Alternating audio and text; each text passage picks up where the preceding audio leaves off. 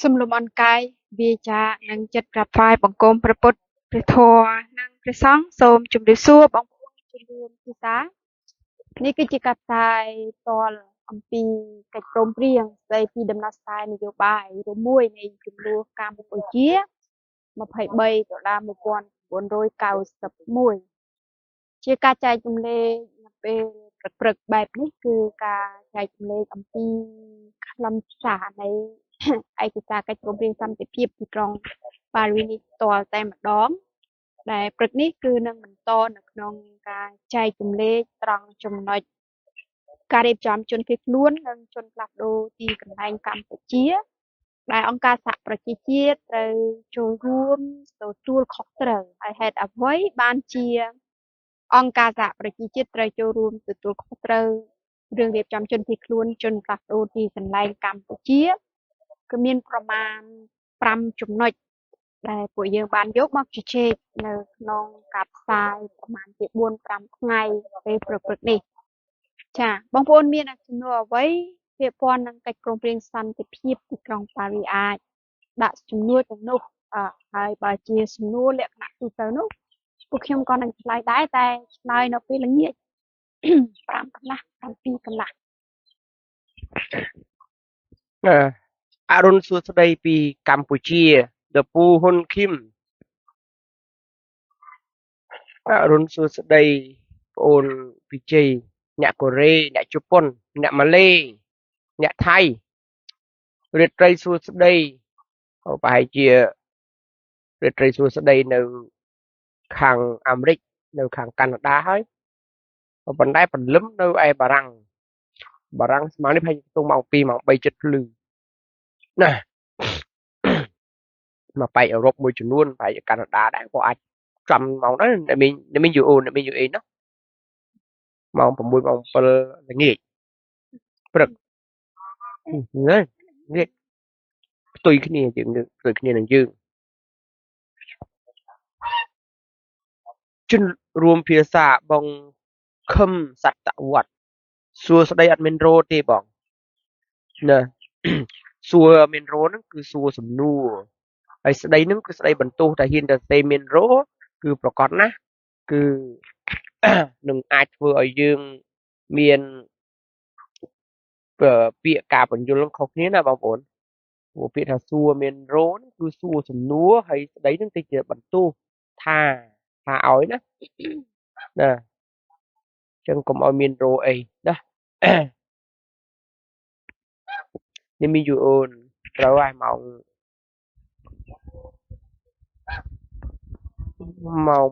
8កន្លះណាល្ងាចហេម៉ោង11កន្លះល្ងាចហើយណោះ10កន្លះណាបងប្អូនព្រៃសឹងជនរួមភាសាតើអង្គការសហប្រជាជាតិបើសិនបើពួកយើងខំប្រឹងរុញឲ្យកិច្ចព្រមព្រៀងសន្តិភាពទីក្រុងប៉ារីស23ដុល្លារ91នេះអនុវត្តតើអង្គការសហប្រជាជាតិមកវិញដែរឬទេបងសាវុតវ៉ាន់បងវ៉ាន់សាវុតជនរួមភាសាអត់រោទេបងពោស្រអ៊ីសស្រអាភាសាបងសំអានតើដែលខំប្រឹងប្រែងធ្វើទាំងព្រឹកថ្ងៃត្រង់ល្ងាចផ្សាយមិនឈប់មិនឈរណាបងខំបូមែនផ្សាយមិនឈប់មិនឈរនេះតើជឿជាក់ទេថាអង្គការសហប្រជាជាតិនឹងវិលត្រឡប់មកវិញមកអនុវត្តកិច្ចព្រមព្រៀងសន្តិភាពទីក្រុងប៉ារីសចម្លើយលពូសុផាតខ្សែចុះអង្គការសហប្រជាជាតិមានបានឈប់អនុវត្តកិច្ចព្រមព្រៀងប៉ារីសពីកាលមានទៅមើលឧត្តមស្នងការទទួលបន្ទុកសិទ្ធិមនុស្សអង្គការសហជាតិនៅគុលស្ពានច្បារអំពៅអត់មានតែលឺសូនអ្នករាយការណ៍ពិសេសអង្គការសហប្រជាជាតិទើបតែថ្ងៃមុនចុះមកកម្ពុជាទៅមើលកន្លែងបាតកម្ម Nagawal អត់មានតែឃើញ UNDP អាគារ UNDP នៅជិតផ្សារបឹងកេងកងអត់មុននឹងជនរួមភាសាមកសួរថាតើខំប្រឹងនិយាយហ្នឹងជឿថាអង្គការសហប្រជាជាតិនឹងវិលត្រឡប់មកអនុវត្តវិញទេចម្លើយឆ្លើយថាអង្គការសហប្រជាជាតិនៅតែបន្តអនុវត្តតាំងពីនោះរហូតដល់ពេលនេះពួកគេអត់ដែរឈប់ទេ giờ cái đó còn lứa oi mùi tiết ở bong ôn bị cha na còn chưa nát trong prap ní prap oi bị cha na thế bong tàng suy bong khiêng hong nên mới dự ôn không mùi prap nó prap oi bị cha na tìได้ลือโซเมียนมหาสันบาตองการสหประชาชาติเชิญนายกรัฐมนตรีเชิญรัฐบาลมาเอาแต่เบาสลายออดได้ดังที่ทำไมนั่งก็ลงคนใส่แต่ไหนเอาแต่เรียกาปัจจุบันอภิบอัมพีดำนาการอภิวัตเศรษฐกิจชีพเราให้ก็ชื่อจำนายมวยกัมพูชีเชื่อสามารถเชื่อองการสหประชาชาติเป็นเราว่าก็เป็นแต่ประเทศกัมพูชีเราแต่ตัวของเราจำพวกกาหรือวัดนั่งโกรธตามกันโปรเบียงปารีจังองการสหประชาชาติเหม็นดิเย่จะมวยกัมพูชีโดยประเทศจูเตอร์ได้เชื่อสามารถเชื่อองการสหประชาชาติครองต่อเนามาโดยการสบายประเทศคือเกย์กรอนได้เชื่อสามารถเชื่อจูเตอร์ได้โกรธตามแต่ความมนุษย์สหประชาชาติกัมพูชีโกรธตามความมนุษย์สหประชาชาติพ้องโกรธตามกันโปรเบียงสันติภาพที่กองปารีพ้องนี่คือมาเตียฮอเรื่ององการสหประชาชาติมันบ้านชุบอ่านวัดที่กรอนแต่เรื่องใดองการสหประชาชาติกับพวกอนุวัตนี่เวลาตอนตรมตามเอาไว้ในการปรุงเปลี่ยนปารีสเซ่แต่ไม่แย่เปรียบเทียบอย่างหาวเชียงมาเถิบเตี้ยเชียงนึงมันตอนชบเต้ก่อนเอาไปเธอจงไอจงชื่อเชียงนึงเฟิร์มสะอาดบาดให้เนื้อตัดเฟิร์มที่เขาลิจูจุลนี่เขาจะโบจูจุลตะโบเขาชนำจูจุลชนำไปเฟิร์มจังว่าอัดโปรมซาเรออากกรึได้เฟิร์เอาอัดชนำนั่งไม่ก่อซาปุกแม่เป็นเลยจะโบลhọไม่ก่อจ้างไปเรียนช่วยจานไหมไปค่อยกรึว่าอัดโปรมจูจุลกรึจังเพียรอะไรเราบ้ายังจะโปรดขมายเชื่อมนใจหนึ่งเมดักนามสนายหาเจียดขมายคัดคำขนาดขนาดปูเปียล่างองการสหประชาชาติเกี่ยวกับพวกอันวัดเฮ้ยคนไทยบอกตอนตรำตรึตามจำนวนนิมวยได้พวกเกสรยาเต้มันเอาอักษรเต้มันเอา perfect เต้อักษรเอสระเป็นตัวหนึ่งต่ออัดคอจึงจอสระอ๋อมันเต้เนี่ยไม่โยนขโมยนี่ยี่นี่คือโครันได้จ้องไอ้เกย์ฟื้นตามกาสอนยาได้พวกเกย์บ้านสอนยาจังยื่งเจียขมายมันเนี่ยยื่งว่าบัวขี้กาเปียตักได้กาเปียโบนะเพียบตักได้อัฐปไตไอ้เรียกสันเตะซอกสันเพียบอาเชียกระไอ้เพียบเชียดลัทธิประชาธิปไตยเสรีปุปะกาโกรมสติมนุษย์คือสอบต่างกันพวกเพียงปารียื่งเม้นสติมนุษย์เราบ้ายื่งหลอกคนแซนทาโกรมพายโกรมหลอกซ้ำหลังซีทาหลงโลพายหลงโลมันเดพวกยื่งยกฉบับมาว่าเว้ยมันเม้นกระดาษปะปล่อยเชื่อจนทาเกกับพงแต่อาบวัดเชียเท้าเกกันกับอำนาจมาเพย์สามตับน้ำแผ่นผมวยอนัดนั่นเกอาบวัดเชียเท้าให้เชียอาบวัดให้ลูกซ้ำดังซีดูก่อนกระดาษปะอาตีจักกระดาษปะเพลิงเตียนกระดาษปะซ้ำดังซีกระดาษปะสุดมนุษย์กระดาษปะสังคูเชียทาปฏินี่มันอาบวัดแบบอาบวัดมันเดคือสำคัญจะเลือกฉบับยังโยฉบับยังมาว่าเว้ยท่านในไอ้จังในยืนจับปฏินึงอาบวัดนั่นคืออาบวัดอย่างเขาหน้าสอสอสลอมใบอาบวัดนโยบายอาบวัดเศรษฐกิจอาบวัดโพลรัฐสอสอสลอมบัตรประทอสังคมทั่วอาบวัดโพลรัฐไอ้เจ้าบนเนี่ยไอ้เอาจันเนี่ย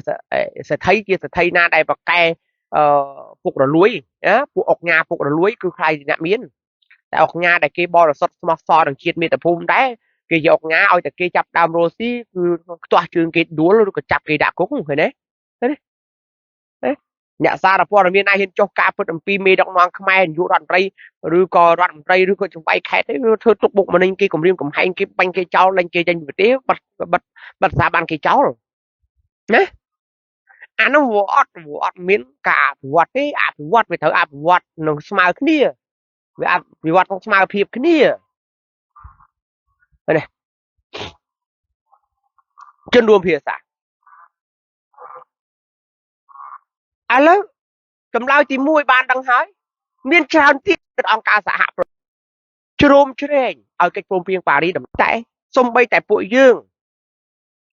แต่โรคองค์การสหประชาชาติแต่ส้มสุดพื้แต่ส้มไอกระสานนี้บางองค์บรรทอดำน้าแต่องค์การสหประชาชาติบรรทอเตี้ยน่ะพวกเกย์แล้วนี่กำปุงแต่กำราคอยปีมุนเมาเกี่ยวได้บานดังซอทาประชาปวดขมายดังอ่ำปีเก็บโปรเพียงปารีเต้เกี่ยวดังเต้น่ะบองสเวทชมมันนี่ยัยเล่นเต้พวกเกย์ได้ดังทับปวดดังเต้เกี่ยวทำเป็นแต่องค์การได้ใช่ดังโยเหลือเก็บโปรเพียงปารีแต่สำหรับแต่ពួកយើងជាពលរដ្ឋនេះចេញទៅជួបអង្គការសហប្រជាជាតិបដាក់គ្នាដូចខ្យងណាបងជ្រឹងឃីមឆ្លៀតណាបងឆ្លៀត มันเหม็นអ្នកទាំងអស់គ្នាទំនេរទេដឹងថាម្នាក់ដែលស្រឡាញ់ជាតិនេះគឺជាមនុស្សឧស្សាហ៍ជាមនុស្សមិនខ្ជិលច្រអូសណាបងសុខាឌី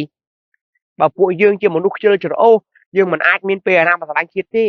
យើងជាមនុស្សឧស្សាហ៍ហើយដែលខិតខំប្រឹងប្រែងមករកជាតិមាតុភូមិនោះប៉ុន្តែរឿងទៅរកអង្គការសហប្រជាជាតិនឹងត្រូវឆ្លៀតទាំងអស់គ្នាបងពីជ័យពីកូរ៉េក៏អាចផ្ញើសារទៅអង្គការសហប្រជាជាតិបានដែរ comment ក្រោមអ្នករាយការណ៍ពិសេសអង្គការសហប្រជាជាតិបានដែរផ្ញើសារទៅក្នុង email ឬក៏ messenger របស់ពួកគាត់បានដែរ call ទៅគាត់បានដែរបញ្ចូលលុយទៅថា call ហ្នឹងមិនបានអីក៏បានតែ miss call ទៅលេខគាត់ក៏បានដែរតែលុយយើងអស់លុយច្រើនប៉ុន្តែការដែលពួកយើងចំណាយលុយរបស់យើងដើម្បី call ទៅអង្គការសហជាតិ call ទៅនិយាយលេខទូរស័ព្ទអង្គការសហជាតិមានបងអើយខ្ញុំសុំលេខខ្ញុំសុំកិច្ចព្រមព្រៀងប៉ារីសខ្ញុំសុំកិច្ចព្រមព្រៀងប៉ារីសខ្ញុំសុំកិច្ចព្រមព្រៀងប៉ារីសឲ្យបងរៀនកិច្ចព្រមព្រៀងប៉ារីសឲ្យពួកខ្ញុំចេះផងបងរៀនកិច្ចព្រមព្រៀងបណ្ដុះបណ្ដាកិច្ចព្រមព្រៀងប៉ារីសឲ្យពួកខ្ញុំតែនិយាយតែរឿងហ្នឹង call ទៅលេខទូរស័ព្ទរបស់អង្គការសហប្រជាជាតិសភាជួយ search បន្តិចរកឃើញឲ្យបងប្អូន call ប្រាប់គេថាខ្ញុំត្រូវការឯកសារតែមើលតាម Facebook បែបលឿនជាងទៅវាណាលេខទូរស័ព្ទឲ្យបងប្អូន call បបួលគ្នា call បើចូលលុយ1រៀល2រៀល3រៀលហ្នឹងដើម្បី call បងប្អូនអ្នកធ្វើរឿងនេះគឺបញ្ជាក់ថាអង្គការសហប្រជាជាតិគេចាប់ដើមយល់ថាអញខ្មែរច្រើនម្លេះ1 2ឥឡូវតែ126រូបនេះដែលកំពុងទស្សនានេះ call ទៅម្នាក់ call ទៅ10ដងក្នុងមួយឆ្នាំ មួយឆ្នាំ call ទៅ10ដង call សុំលេខ call សុំសិភៅកិច្ចព្រមព្រៀងប៉ារីសសុំឲ្យមានអ្នកបដិបដាសុំឲ្យបង្រៀនយើងអំពីរបៀបតស៊ូមតិសុំបង្រៀនយើងអំពីរបៀបប្តឹងទាមទារតវ៉ាសុំឲ្យបង្រៀនយើងអំពីរដ្ឋធម្មនុញ្ញសុំឲ្យបង្រៀនពីព្រោះអង្គការសហជាតិចាប់ដើមលើកទូរស័ព្ទ Hello ជំរាបសួរចា Hello ជំរាបសួរចង់បានអីខ្ញុំចង់បានសិភៅកិច្ចព្រមព្រៀងប៉ារីសចាចង់បានតែខ្ញុំអត់មានផងអង្គការសហជាតិឆ្លើយចឹងអត់មានទេខ្ញុំអត់មានទេអត់មានអត់ទៅពួកយើង call ទៅដឹងថាគេអត់មានពីព្រោះអត់មាន30ឆ្នាំខ្មែរមិនដែលសុំខ្មែរមិនដែលអើពើនេះអីអឿមហើយប្រាប់ទៀតថាខ្ញុំអត់ចង់បានអាសភៅគេសរសេរឡើងវិញទេចាខ្ញុំចង់បានសភៅដែលជាច្បាប់ដើមពីអង្គការសហប្រជាជាតិចឹងដែរចាវាជាវិធីសាស្ត្រដែលបញ្ជាក់ថាពួកយើងមិនបានបោះបង់កិច្ចព្រមព្រៀងប៉ារីសចោលបានទេអ្នកមានកម្លាយអ្នកមានអីអឿមចេះ call ទេរកឃើញហើយទៅសុភាឃើញហើយទៅសុភា ចាលេខទូរស័ព្ទរបស់ឧត្តមស្នងការអង្គការសហប្រជាជាតិទូបន្ទុកសិទ្ធិមនុស្សគឺនេះបងប្អូនជំនួយភាសាគឺជាទំព័រ Facebook របស់ពួកគេគឺ United Nations Human Rights in Cambodia ឧត្តមស្នងការអង្គការសហប្រជាជាតិទូបន្ទុកសិទ្ធិមនុស្សនេះលេខទូរស័ព្ទនេះជា website បងប្អូនអាចចូលបានដែរ website របស់គេ http://cambodia.ohr.org ក្នុងករណីចង់បានឯកសារច្បាប់នានាឬក៏របាយការណ៍ផ្សេងៗដែលពួកគេបានធ្វើហើយគេផ្ដោតទៅលើវិស័យអ្វីខ្លះហ្នឹងគឺមានបញ្ជាក់នៅក្នុងគេហទំព័រនេះជាលេខទូរស័ព្ទ023 993 5តែវិញ99 3590ម្ដងទៀតម្លេខទូរស័ព្ទរបស់អង្គការគឺ9ពីដើម3590អាចទេទៅពួកគេបានហើយអាចផ្ញើសារទៅ Messenger អាចផ្ញើសារ Messenger នេះបងប្អូនជំនួសសារមួយទៀតឧត្តមស្នងការនឹងឧត្តមមានឧត្តមស្នងការទេឧត្តមស្នងការចាឧត្តមមួយទៀត UN នោះថា United Nation មួយទៀតគឺអង្គការសហប្រជាជាតិហ្នឹងគឺនេះមិញហ្នឹងគឺឧត្តមស្នងការទទួលបន្ទុកសិទ្ធិមនុស្សហើយខលទៅរកគាត់សូមធ្វើកិច្ចព្រមព្រៀងប៉ារីសសូមច្បាប់រដ្ឋធម្មនុញ្ញសូមច្បាប់ភូមិបាននិយាយរួមសូមច្បាប់ហើយសូមឲ្យបង្រៀនពួកយើងអំពីកិច្ចព្រមព្រៀងប៉ារីសសូមបង្រៀនពួកយើងផ្ដោតទៅលើកិច្ចព្រមព្រៀងប៉ារីសណាសូមបង្រៀនពួកយើងកិច្ចព្រមព្រៀងប៉ារីសធ្វើយ៉ាងម៉េចពួកខ្ញុំចេះកិច្ចព្រមព្រៀងប៉ារីសខ្ញុំសូមកិច្ចព្រមព្រៀងប៉ារីសធ្វើម៉េចខ្ញុំចេះកិច្ចព្រមព្រៀងប៉ារីសសួររហូតដល់តែពេញហ្នឹងហ្មងមួយទៀតនេះអង្គការសហប្រជាជាតិមួយទៀតដែរគឺមេគេណាមេគេនៅក្នុងស្រុកខ្មែរ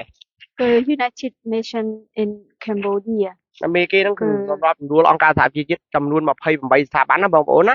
កុំភ្លេចអាហ្នឹងធំជាងគេនេះចាបន្តមកទៀតនេះបងប្អូនជំនួសភាសានេះជាអាស័យដ្ឋានរបស់អង្គការសហប្រជាជាតិនឹងគឺផ្លូវ Pasteur បឹងកេងកង1សាបឹងកេងកងនៅសាបឹងកេងកងណាបងប្អូនជំនួសភាសាទៅ Pasteur លេខទូរស័ព្ទគឺ023 216 167ម្ដងទៀត ម្ដងទៀតលេខទូរស័ព្ទ023 216 167 ណា ហើយបងប្អូនអាចផ្ញើសារដូចគ្នាដែរបាញ់មិញ ផ្ញើសារតាម Messenger បាននេះខ្ញុំគ្រាន់តែឧទាហរណ៍ទេបងប្អូនណាបើ print screen ហើយ print screen នឹងពីរវា print screen ហើយដាក់ហើយនឹងផ្ញើសារលេខហ្នឹងជា comment ផងបងធីច័ន្ទទុនគាត់ក៏ចង់បានដែរបងប្អូនណាសូមបញ្ជាក់ឡើងវិញសំណួរដែលគេថាឲ្យខំប្រឹងនិយាយអញ្ចឹងស្រូនឯងយល់ថាអាចទាញឲ្យអង្គការសហប្រជាជាតិមកគោរពតាមកិច្ចព្រមព្រៀងប៉ារីសហើយនឹងអនុវត្តជំរុញឲ្យរដ្ឋាភិបាលខ្មែរអនុវត្តតាមកិច្ចព្រមព្រៀងប៉ារីសដែរហីមើលសួរហើយចុះឥឡូវនេះពួកខ្ញុំកំពុងបង្ហាញនេះមានតាំងពីលេខទូរស័ព្ទមានអីហ្នឹងអាហ្នឹងស្អីគេពួកគេកំពុងតែមកធ្វើតាមកិច្ចព្រមព្រៀងសន្តិភាពទីក្រុងប៉ារីសនេះស្រូនតាមពិតមកពីកម្ពុជាជាសមាជិកអង្គការសហប្រជាជាតិអញ្ចឹងគេមកហើយបើអ្នកមិនទាន់រៀនប្រវត្តិសាស្ត្រទេកុំទាន់មកបកកាយជាមួយខ្ញុំព្រោះខ្ញុំនឹងមានសំណួរប្រដេញបែបប្រវត្តិសាស្ត្របើមានកំណត់ដូចអាមាញ់វិញទៅរៀនប្រវត្តិសាស្ត្រសិនហើយចាំសរសេរអញ្ចឹងម្ដងទៀតឬក៏មកនិយាយចឹងម្ដងទៀតខ្ញុំសួរឲ្យអ្នកបកស្រាយមិនមែនខ្ញុំទេព្រោះអ្នកជាអ្នកចេះខ្ញុំជាអ្នកល្ងងបើយល់ថាគេមកពីព្រោះកម្ពុជាជាសមាជិកអង្គការសហប្រជាជាតិវាមិនខុសទេចម្លើយហ្នឹងប៉ុន្តែអ្នករៀនប្រវត្តិសាស្ត្រសិនព្រោះខ្ញុំសួរពីព្រោះខ្ញុំសួរបែបប្រវត្តិសាស្ត្រណាបងថាវីអ៊ូចេះប្រវត្តិសាស្ត្រនៅបើចេះខ្ញុំសួរបងថាវីអ៊ូក៏បានណាចឹងចម្លើយទី1អង្គការសហប្រជាជាតិគេមិនបានបញ្ឈប់ទេគ្រាន់តែគេមិនអនុវត្តតាមដំណើរការដែលបានសរសេរទាំងស្រុងគេអនុវត្តតែចំណែកណាដែលពួកគេធ្វើតាមដំណើរនេះ1 2ជនរួមភាសាពេលដែលអ្នកនិយាយថាខំប្រឹងនិយាយកិច្ចព្រមព្រៀងប៉ារីសក្នុងអង្គការសហប្រជាជាតិមកអនុវត្តដែរសំណួររបស់អ្នកគឺអត់ទាន់ចេះកិច្ចព្រមព្រៀងប៉ារីសទេហេតុអីបានអត់ទាន់ចេះព្រោះកិច្ចព្រមព្រៀងប៉ារីសមិនមែនជារបស់អង្គការសហប្រជាជាតិទេអ្នកដែលត្រូវអនុវត្តគឺហត្ថលេខីនៃកិច្ចព្រមព្រៀងប៉ារីសឯណោះអង្គការសហប្រជាជាតិគ្រាន់តែជាអ្នកសម្របសម្រួលណាឃើញទេអង្គការសហប្រជាជាតិគេបំពេញក្នុងនាមជាអ្នកសម្របសម្រួលអ្នកដែលទទួលខុសត្រូវនោះគឺយួនសៀមឡាវម៉ាឡេស៊ីឥណ្ឌូនេស៊ីហ្វីលីពីនសិង្ហបុរីជប៉ុនអូស្ត្រាលីឥណ្ឌាកាណាដាអាល្លឺម៉ង់ប៉ូឡូញហូឡង់អាមេរិកបារាំងចក្រភពអង់គ្លេសឡង់ខាងជើងចក្រភពអង់គ្លេសហ្នឹងគឺវាមានតាំងពីប្រទេស Wales ប្រទេស Scotland និងប្រទេសអង់គ្លេសហើយនិងប្រទេសអ៊ីឡង់ខាងជើងបូកជុំនេះហៅថាចក្រភពអង់គ្លេសណាអាមេរិកបារាំងចក្រភពអង់គ្លេសឡង់ខាងជើងចិននិងសហភាពសូវៀតបច្ចុប្បន្នរុស្ស៊ីហើយនឹងប្រទេសបញ្ចូលបច្ចុប្បន្នយូហ្គោស្លាវីអ្នកដែលទទួលខុសត្រូវនៅនោះអញ្ចឹងអ្វីដែលយើងកំពុងទាមទារនេះគឺទាមទារទៅឲ្យហត្ថលេខីគោរពតាមអនុវត្តតាមគោរពផងអនុវត្តផងតាមកិច្ចព្រមព្រៀងសន្តិភាពទីក្រុងប៉ារីសហើយចុះខំប្រឹងធ្វើអញ្ចឹងមើលទៅហត្ថលេខីគេមកវិញទេស្រូនទៀតដល់ពេលដឹងចម្លើយហ្នឹងសួរអញ្ចឹងទៀតសួរធ្វើបាបតើសុភាធ្វើបាបទៅស្រូនបងប្អូនពីជ័យណាបងប្អូននឹងឲ្យទៅសួរធ្វើបាបទៅពួកខ្ញុំអាងអីសួរថាហើយចោះបើខំប្រឹងនិយាយអញ្ចឹងហត្ថលេខីមកអនុវត្តទេថាទេជួយគ្នាមកចង់បានតែផលមិនកើតប្រទេសនឹងរបស់អ្នកដែរតើមិនជារបស់តែសោភាស្រូនឯណាហើយមិនជារបស់តែពួកយើងបច្ចុប្បន្នកែងប្រទេសនឹងរបស់កូនខ្មែរនឹងកើតឆ្នាំក្រោយខែក្រោយរាប់រយឆ្នាំក្រោយដែរហើយអត់មានអាណិតអាសូរដល់ពូជអម្បូរខ្លួនឯងជាខ្មែរទេយ៉ាងម៉េចតែជួយគ្នា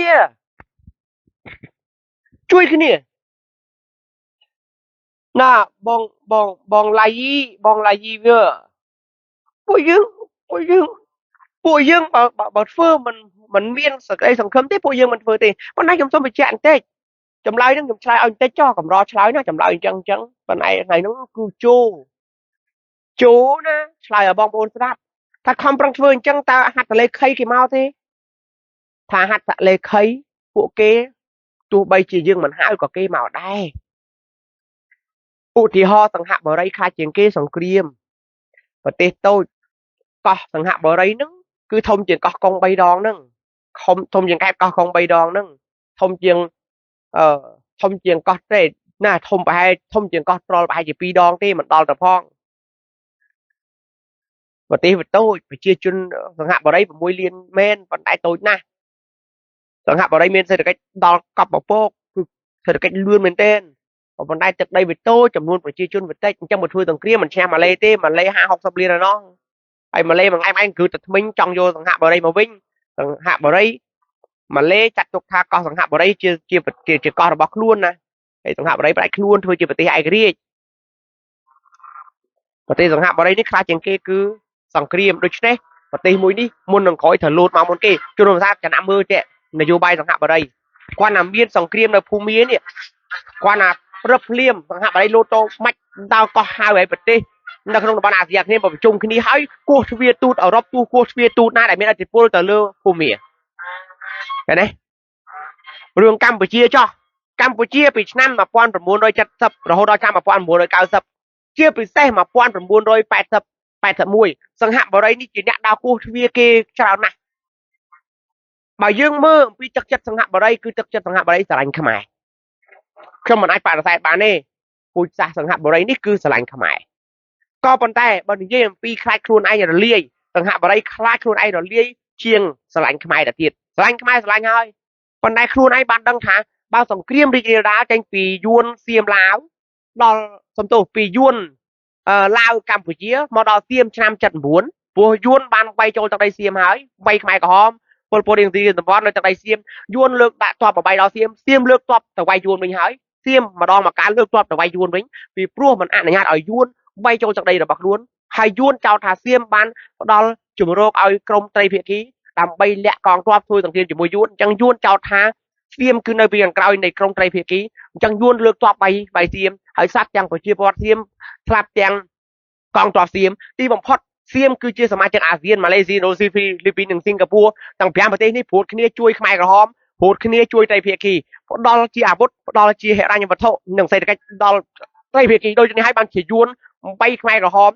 8តែ25ធ្នូ78ដល់7មករា79 8 4ដល់10ថ្ងៃ8អាលាយ3ខ្មែរក្រហមតែ3 10ឆ្នាំ3 10ឆ្នាំ